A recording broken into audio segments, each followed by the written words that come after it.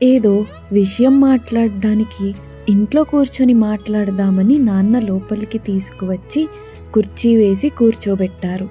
మా అమ్మ ఎదురుగా కూర్చొని ఆ ఏంటి సంగతి బావా అని అడిగారు. కిషోర్ మామ నా వైపు చూస్తూ మొన్న జరిగిన ఫంక్షన్లో అమ్మాయిని చూసి సంబంధం అడుగుతున్నారు బావా అన్నాడు. ఆ మాట విన్న నేను ఆశ్చర్యపడాలో ఆనందపడాలో నవ్వాలో ఏడ్వాలో తెలియని ఆలోచనలో భయంగా సన్నగా చేతులు వణకడం మొదలయ్యాయి. అమ్మా నాన్న ముఖంలో మాత్రం ఆశ్చర్యంతో కలిసిన ఆనందాన్ని బయటకు రానివ్వకుండా ఆపుతూ చిన్న నవ్వుతో ఒకరినొకరు చూసుకున్నారు. ఆ తరువాత నాన్న అమ్మ దగ్గర నుంచి చూపు నాపైకి తెచ్చారు. ఆ చూపుతో నాలో టెన్షన్ ఇంకా ఎక్కువైంది. అబ్బాయి పేరు ఆనంద్. ఇంజనీరింగ్ పూర్తి చేసి హైదరాబాద్లో జాబ్ చేస్తున్నాడు.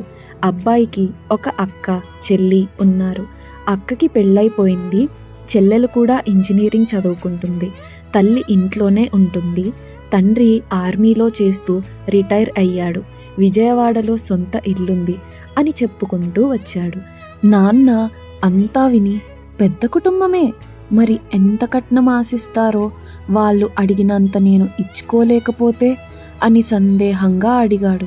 వాళ్ళకి పిల్ల నచ్చింది, డబ్బుల దగ్గర తగ్గొచ్చేమో, ఒకసారి అమ్మాయి బయోడేటా కూడా పంపించి మాట్లాడితే మంచిది, మంచి సంబంధం వదులుకోని వాళ్ళం అవుతాం కదా అని అన్నాడు.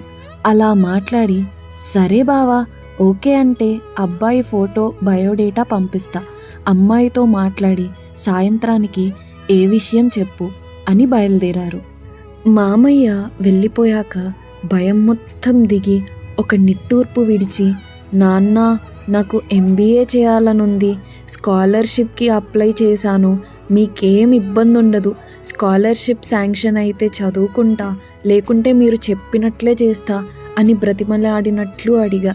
మంచి సంబంధం కదమ్మా, ఇప్పుడు పోతే మళ్ళీ ఇలాంటి సంబంధం వస్తుందో రాదో, ఏం మాట్లాడుకు, ఇప్పుడు కాకపోతే ఇంకెప్పుడు అని అమ్మ నన్ను వారించడం మొదలుపెట్టింది.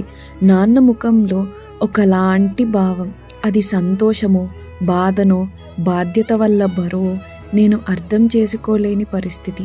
స్కాలర్షిప్ ఈలోపే శాంక్షన్ అయితే నీ కోరిక నేను కాదన్నమ్మా, ఇంకొంచెం కష్టపడి అయినా నీ చదువు నేను చూసుకుంటా, అదే పెళ్లి చూపులు అయ్యి నువ్వు వాళ్ళకి నచ్చావు అంటే మాత్రం నేనేం చేయలేను, ముందు పెళ్లి చేస్తా, ఆ తర్వాత మీ ఆయన్ని అడిగి మీ అత్తగారింట్లో ఉండి చదువుకో, నీకేం అభ్యంతరం లేదు అంటే అబ్బాయి